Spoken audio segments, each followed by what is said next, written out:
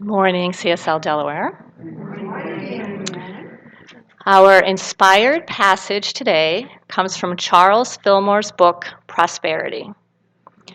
Even though there seems to be material lack, there is plenty of substance, non-material, energetic essence for all. We are standing in the very midst of it. Like the fish, we might ask, where is the water? When we live and move and have our being in it, abounding glorious spiritual substance. Poverty or prosperity, it all depends on you. Through our souls, God's wealth finds its expression. Wealth of consciousness will express itself in wealth of manifestation. So look at the screen and say it with me out loud. I dissolve in my mind and in all minds any idea that my good can be withheld from me. The opulent source of all has poured all resources out to and through me. I welcome it. I'm a mighty channel of divine abundance. Thank you.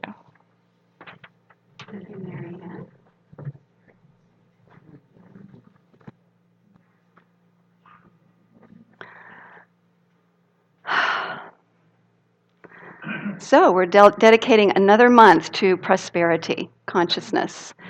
And the thing that underpins all of this is a foundational truth in New Thought, that God can only do for us what God can do through us. Good, through us. God can only do for us what God can do through us. Very good. So when we grasp that, we realize, and I love this graphic. It reminds us that we are surrounded by invisible spiritual essence that Charles Fillmore and many metaphysicians and mystics call substance. And if you look at the word substance, the Latin meaning of the word substare is to stand under. So standing under this physical manifestation of a world is a substance, and it's a living substance. And the thing that's really cool about this is that scientists, physicists, are discovering this and have been discovering this over the past, I don't know how many years, and are bringing this forward. And they maybe call it by some different names, unified field, 0-point energy, and many of you probably heard these terms. But they're realizing that there is an intelligence or a power, there's something that is holding this physical universe together. And of course, the mystics and the spiritual masters of all times have called this essence, this intelligence that holds everything together, the presence of God. And other various names. And in the New Thought traditions, we actually talk about the different aspects of the divine. We talk about spirit, which is in this top, that's what this symbol stands for, is the creative process of the divine in the macrocosm and in the microcosm within us, spirit, and then soul, or creative medium. And when Charles Fillmore talks about substance, he's talking about that center part that surrounds us, that becomes then the manifestation, the bottom of the part. So you see the V is about the ideas in the mind of the divine moving through us and as us that become form. It's the creative process. So substance, we're going to be focusing on substance this entire month, because as we begin to grasp this idea that we are surrounded by this invisible substance of the divine that responds to our thought and brings it into manifestation as form, as we begin to really focus on that and dedicate time in meditation to that and prayer, and then throughout the day, looking around and saying to ourselves, oh, That's Reverend Retta. Reverend Retta is really substance, divine substance, the creative energy and the intelligence of God in form. You know, we begin to see everything as a manifestation of the one. And we begin to realize that we are participators in that. Every time a word comes out of our mouth, we're practicing in that we are participating in that manifestation process. Every thought we think, we are participating in that manifestation process. And some of you may be going, uh-oh, in this moment thinking, oh, what just came out of my mouth recently, or what was I thinking recently? And here's the beauty of it. It's the general tendency. So if we slip up and we complain, or, whatever we might do that might be off track, we can shift it around. And the idea is that we want to have the general tendency of our thought moving in that direction. So take a deep breath. All is well. it's all good. So when we dedicate ourselves then to integrating this truth into our souls, this idea of oneness, this idea of this divine substance that responds to our thought and to our word, to our actions, as we deepen into it through spiritual study, spiritual fellowship, that's the beauty of spiritual community, through spiritual practice, through our daily spiritual practice, what happens in us is that this strength and power, called spiritual power, wells up within us.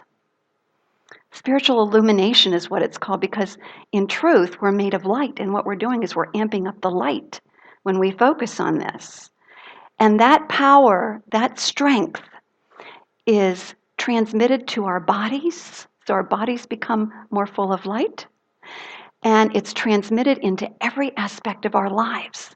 So our lives begin to reflect that light, that brilliance of the divine. So that's why we continue to go back to the same idea that it's about manifesting the consciousness. When we focus on being the consciousness of oneness, when we focus on being that presence of a oneness that is one and the same as abundance consciousness, because when we realize that we are one with all that is, then the universal mind itself is available to us. We can draw upon the infinite reservoir of the one mind. We're instantaneously aware then of our abundance that's available to us.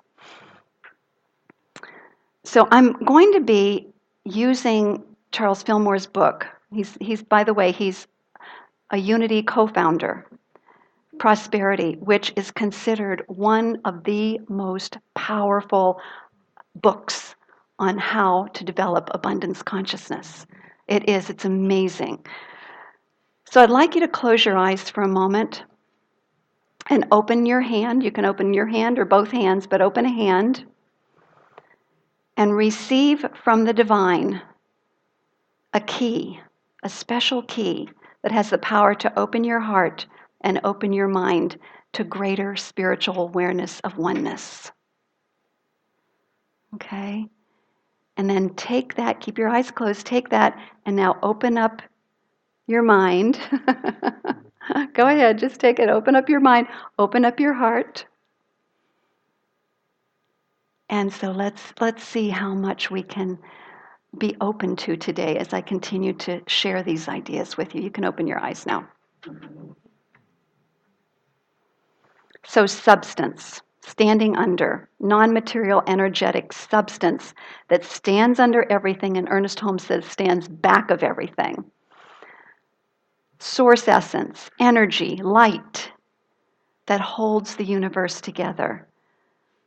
And my understanding, I have a little bit of a different experience of this, but my understanding is that some people, when they're meditating, get to the point when they actually see the substance, it looks like golden snowflakes falling down. I don't know if any of you have had that experience. I have I see more of this whirl of energy in my third eye area. And I've had moments when, after I've meditated, when I've opened my eyes and everything looks like energy. It's all moving like this. So you all may have different experiences of it. But the more that we can become aware of this source essence and energy, it's a game changer. I'm telling you, it's a game changer when we become aware of it, because we're becoming aware of the divine. We're becoming aware of God, the infinite source of all that is.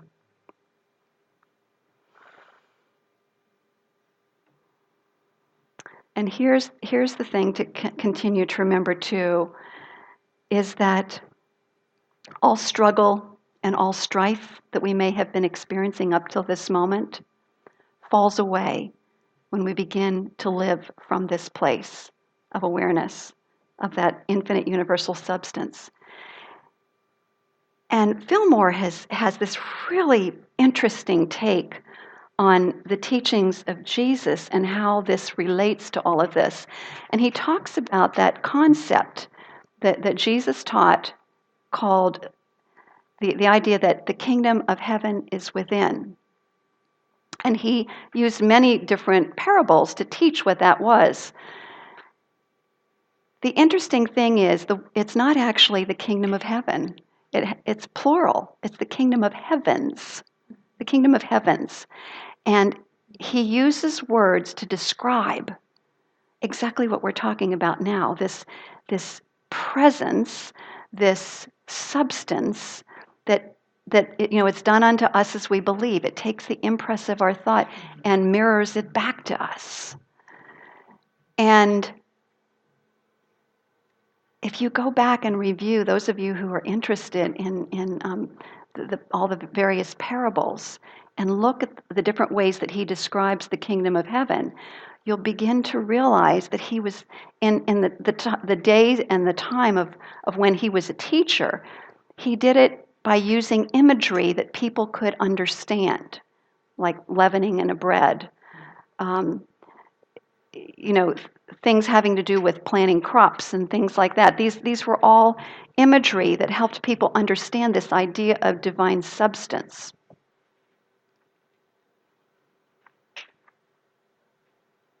So again, even though there seems to be material lack, there is plenty of substance for all. So we shift our attention away from manifestation to the source of it all. So we're standing in the midst of abounding, glorious spiritual substance. So let's just tap into that for a moment, and I invite you to repeat after me. I am unified with the one living substance. I am unified with the one living substance, which is God, which is my all-sufficiency. which is my all-sufficiency. All right. So this is what Fillmore says about this substance. He says, from this substance you were created. In it you live, move, and have your being. By it you are fed and prospered. The spiritual substance is enduring. It does not fluctuate with market reports. It does not decrease in hard times, nor increase in good times. It is constant, abundant, freely circulating, available. The spiritual substance is a living thing, and when we feed on God's substance, we shall never hunger and never thirst. The substance is an unfailing principle, like the law of mathematics. As God permeates the universe and life permeates every cell in our body, so does substance flow freely through us and as us. Breathe it in. Wow. So now here, let's do this again. Say after me. From substance I was created. From substance I was created. In substance I live, move, and have my being. In substance I live, move, and have my being. By substance I am fed and prospered. By substance I am fed and prospered. Substance is infinite, Substance is infinite, enduring, enduring, constant, constant, abundant, abundant, freely circulating, freely circulating, and always available to me. and always available to me. And look to somebody next to you, say, and always available to you.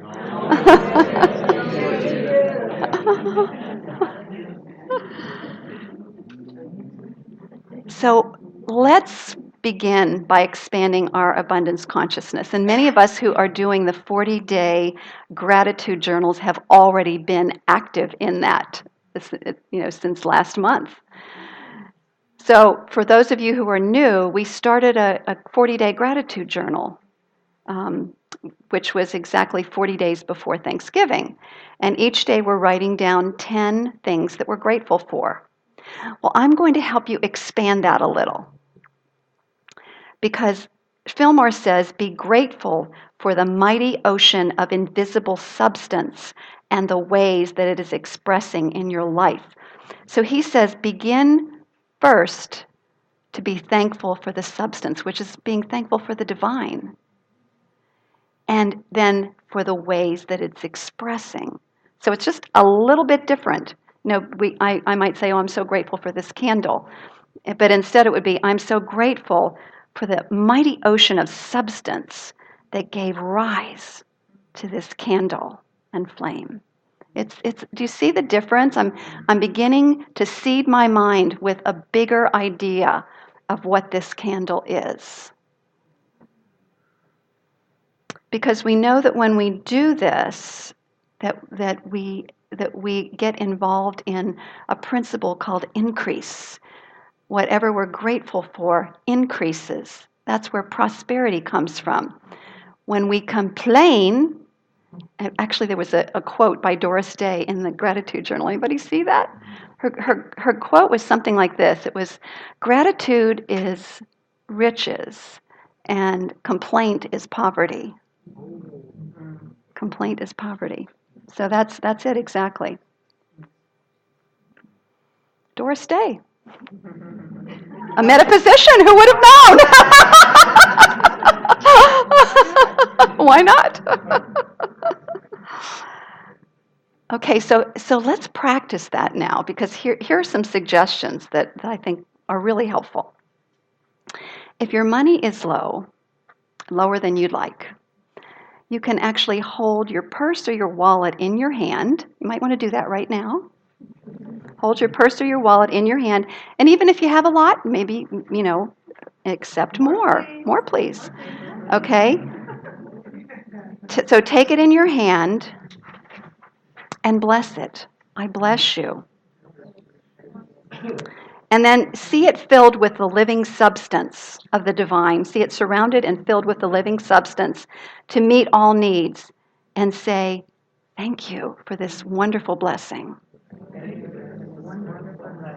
I bless it with increase. Okay. You can do that with your clothing. Bless your clothing, bless your food, bless your home. Bless all of it and see all of it as coming from that mighty ocean of living substance, which is God.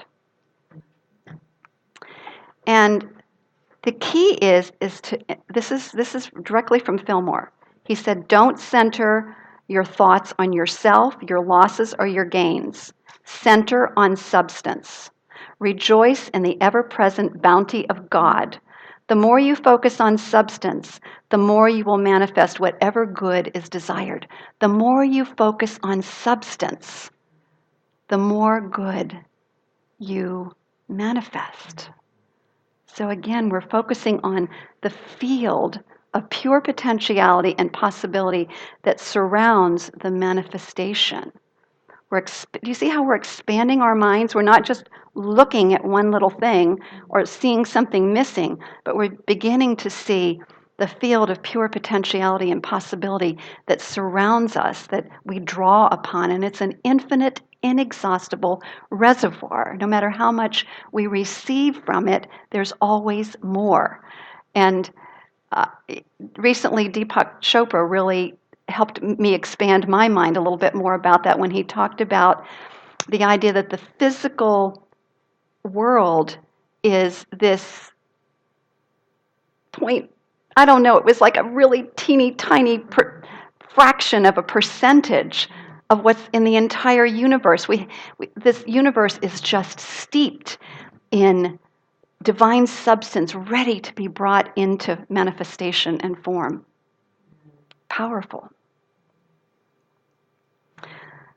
So that's the first one, is be grateful for the mighty ocean of substance. That's how we expand our consciousness. The second one is from Eric Butterworth from Spiritual Economics. He says, watch your spiritual priorities. The goal is not to make money or acquire things, but to achieve the consciousness through which substance will flow forth when and as you need it. Yes. Watch your spiritual priorities. The goal should not be to make money or acquire things, but to achieve the consciousness through which substance will flow forth when and as you need it. Want me to read it one more time? Yeah. All right. Watch your spiritual priorities. The goal should not be to make money or acquire things, but to achieve the consciousness through which the substance will flow forth when and as you need it. Take a breath. Everybody, nobody's breathing. This is very different from the way many of us are raised, right? We're raised and many of us have been raised to focus on getting and acquiring, and you think about our whole consumer mentality in the world. Everything is consumer oriented. This is consciousness oriented. The idea that if you have the consciousness, then everything else is added. That's what Jesus meant when he said, seek first the kingdom of heaven, the kingdom of heavens, and all else will be added. He meant seek first the consciousness, and all else is automatically added. The third way to expand abundance consciousness, and that is dedicate yourselves to going into the silence, to make contact with that inner guidance and with those ideas in the mind of God that are available for you. Ernest Holmes says in the Science of Mind textbook, it is right that we should be successful, for otherwise the spirit is not expressed. The divine cannot lack for anything, and we in truth do not lack for anything that makes life worthwhile here on earth. We are designed to be successful in those things which are constructive and worthwhile. I'm going to say that again. We are designed to be successful in those things which are constructive and worthwhile. So, gratitude for the source of it all and for its manifestations, putting our priority on achieving oneness or abundance consciousness rather than acquisition. Dedicating ourselves to inner guidance in the fulfillment of the higher ideas in the mind of the infinite. Remember, the essence of who we are is the presence of God individualized. So we are tapping into our essence, our truth, not something outside of ourselves, our own inner visions, the inner visions of the Most High in union with the whole. Because when we do this, then we open the doors for an inflow of substance-filled ideas that come to us to use freely. These are ideas in the mind of God that supply all of our needs and all of our dreams. Beautiful. So I have a dream for myself and for the spiritual community. And I realize it's my dream. And I'm inviting you to share in it. So here is my dream. My dream is that this spiritual teaching transforms us so deeply that we are aware of this divine substance on a continuous basis, that we are living, walking examples of what is called the universal human, that being the new next evolutionary stage of humanity that is aware of this larger realm of the infinite invisible and operates from that place. Operates from that place of knowing that we live, move, and have our being in infinite supply, in the universal mind of God. That we are sons and daughters of the Most High, right here and right now. And so spiritual illumination and spiritual realization are natural things that happen in this community. And just like the leaven in the bread, that each one of us who begins to illuminate, we act like leavening to everyone else. Can you feel it? In other words, we're leavening to the whole community, helping to activate and awaken each other. Can you feel it? Yeah, this is the truth. This is spiritual principle. I also have a dream for the spiritual community that as we continue to awaken and unfold, that all of our gifts and talents that have remained latent or maybe not fully developed begin to activate. And that we, therefore, not only within this spiritual community, but out into the world begin to deliver these gifts in ways that we had not even imagined that we could before. Can you feel that?